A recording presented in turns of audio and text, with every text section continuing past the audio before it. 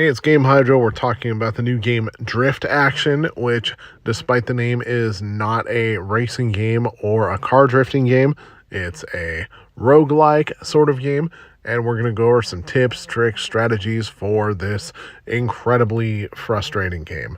All right, so one way to, or one thing we got to go over is that this game breaks a lot of what I would consider some of the cardinal rules of roguelikes. When you play a challenge, when you challenge a round and then you lose, no matter how far you got, you don't get any prizes other than the chests for beating a specific stage. So as you can see, Chapter 3 had stage 5, 10, and 15 chests. Chapter 2 had stages 4, 7, and 10, and then Chapter 1. And it kind of goes on like that throughout the chapters. Of course, there aren't that many chapters in the game right now, but as you beat these stages, you can earn these chests that are full of coins as well as shards of your heroes, which you need both of those to level them up. And as you level them up and increase their hit points and damage, they'll become eventually strong enough to beat the next level. We're going to level up the giant right here. See, there's the level up.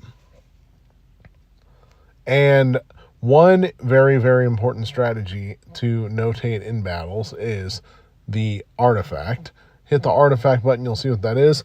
Deploy 6 of the same troop, and you will earn a specific extra bonus attack. So in the case of the swordsman, you will summon a very strong hero to fight. In the case of, let's see, who do we want to look at here? The fisherman, the speed of the fisherman will be greatly increased for 5 seconds. And in the case of the priest, releases shield bullets as well as shields, which that's a pretty legit one. Now, the fisherman artifact is obviously completely useless. The swordsman artifact is one of the game changers in the game, at least early on. Let's check out what the doctor does, because the doctor is a healing troop. When doctors die, they'll turn into ghosts that float in the air and continue to heal. Not too bad. And then you have more troops that you unlock as you make your way through more chapters. The last troop, of course, being the summoner, which you unlock after Chapter 7. Now, you may notice that this game gets very, very laggy and slow and will heat your phone up like crazy, despite not being the most graphically intense game. That simply is a function of the code within the game, and the main way to make that better is to annoy the developers about it in the review section of the App Store, in official help channels, things like that, maybe social media. But other than that, you look at the options list, there's not an option to turn the graphics down. All there is sound and vibration options. Oh, another cardinal rule of roguelike games, in my opinion, that this game broke is that the red circle with the exclamation point usually means you got something free or you got something to update. In this game, it does not. It's basically, half the time it's basically look at me. So tap the remove ads button, nothing free. First purchase button, nothing free, nothing free, nothing free. 7-day check-in, currently nothing free because I have to watch an ad video in order to claim the rest of that. So yeah, that's one area where this game breaks the convention. But anyway, so how do you improve? If you can't earn coins or shards by losing a stage, best way to do so, go to the daily shop area and purchase what's there.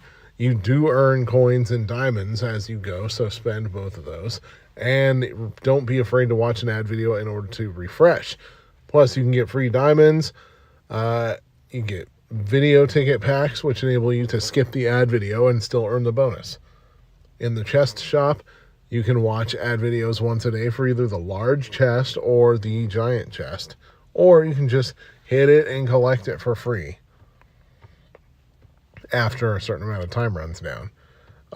Some gold. You can, in the gold shop, you can actually collect 5,500 pieces of free gold per day.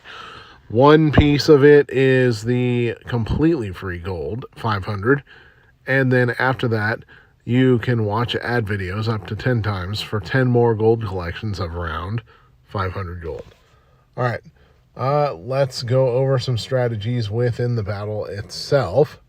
Now, challenge now obviously uses 5 energy. You can also watch ad videos over here in order to sweep old chapters and earn prizes for doing nothing. Challenge now.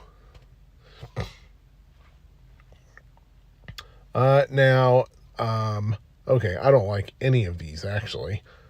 These artifacts. Who do we want? Nobody. I'm going to close out of the game entirely and then restart it and see where we go. All right, this is much better. We got the swordsman, the javelin thrower, and the giant. I like to pick the swordsman because each swordsman only uses one spot. You really only get the chance of using the giant or the javelin thrower's artifact effect if you're going to watch ad videos for every single possible available addition of space, because you're going to need a lot of space in order to get the artifact bonus for those two, especially for the giant, because the giant takes up 4 spaces. All right, moving forward. So one interesting thing to note is that sometimes when you upgrade a hero, you will increase their attack power. Tap them to see the stats. Other times you will only increase the damage. For example, let's check out the Enchanter. Upgrade that. The Enchanter is one of the ones that increases the amount of damage that they do as you upgrade them. Let's refresh. The shield soldier up there is actually one of the most valuable in the entire game, but we will go over that. First, a trick with the shield soldier. So you'll see that little bugle button comes up. That is basically the energy use button. That, combined with the shield soldier, is extremely overpowered because for most characters, it increases their attack speed and their attack power. For the shield soldier, it increases their range as well. So that's why the chained hammers don't usually launch unless an enemy is super close, because the range is low. But if you hit that button, the range will become high for a short period of time. Hit the button, see what's going on, hit the button.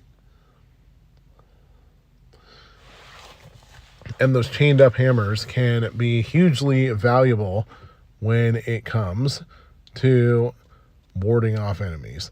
In fact, you can get power-ups in battle for leveling up that will allow you not only to shoot more of those hammers at a time. I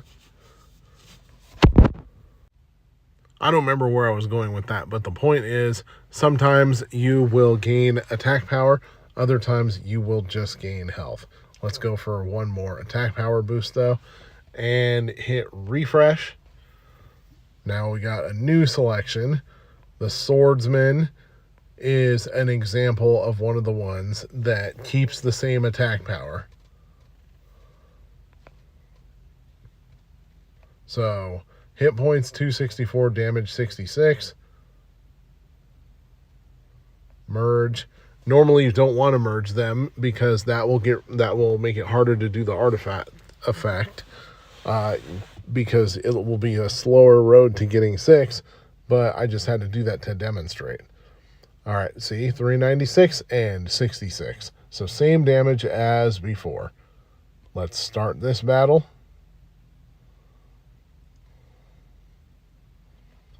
I like to use the shield soldiers to knock out the rock throwers first because they can wreak a lot of havoc.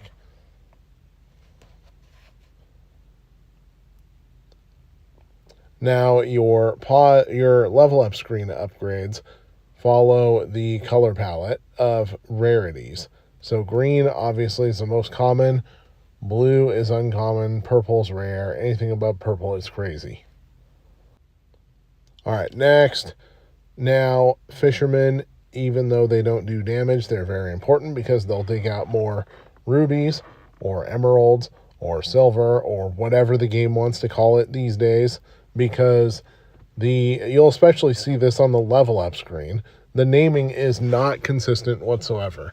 It's always referred to by something different. So those ad video offers you got to watch in order to have that block available for you to play, but often it can very much be worth it. One more block, one more enchanter, and we will start. So the stage and the day are the same thing. Obviously, there's 15 stages in this game, so every time the zombie girl will come out with the new sign, or some other character will be running around with the sign. See, silver for each wave, plus 10, even though the stone is called rubies and emeralds elsewhere. And that is obviously the rarest one. You shouldn't necessarily just automatically go for the rarest one, but I think I'm going to take that one because it's quite useful. Anyways, like we went over before, the charge signal is vastly overpowered with the shield soldier compared to with others, although it definitely helps the attack speed with some, like the giant. The giant attacks faster when you have charge going on. All right, more rubies. Now, the game can sometimes get a little stingy with a particular hero once you designate that hero as the artifact hero.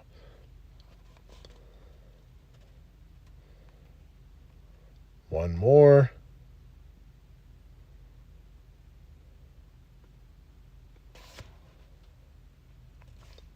All right, so Doctor is there. Now, the Doctor is one of the few healers in the game, but I'm going to have to skip him for now and start.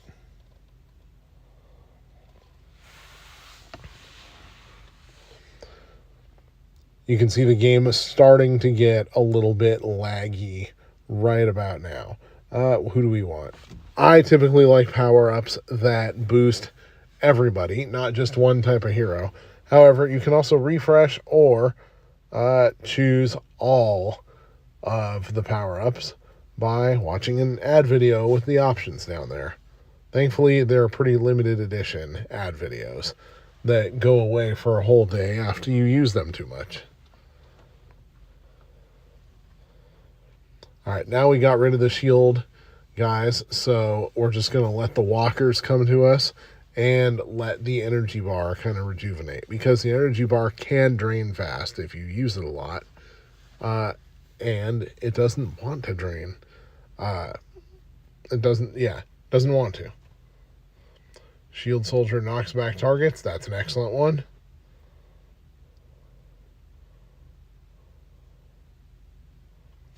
All right. Now, like we said before, the game becomes stingier with the swordsman sometimes when you pick the swordsman. I guarantee you that if I picked the enchanter instead, the swordsman would be popping up non-stop. I wouldn't be able to get rid of them. All right. And that spear chucker thing is good, but unfortunately, most of the time there's not enough room to put it down. So that's why I have not put that one down.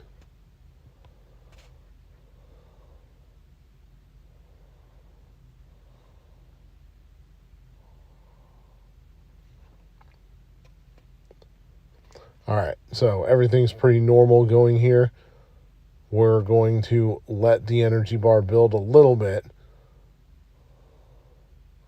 or not.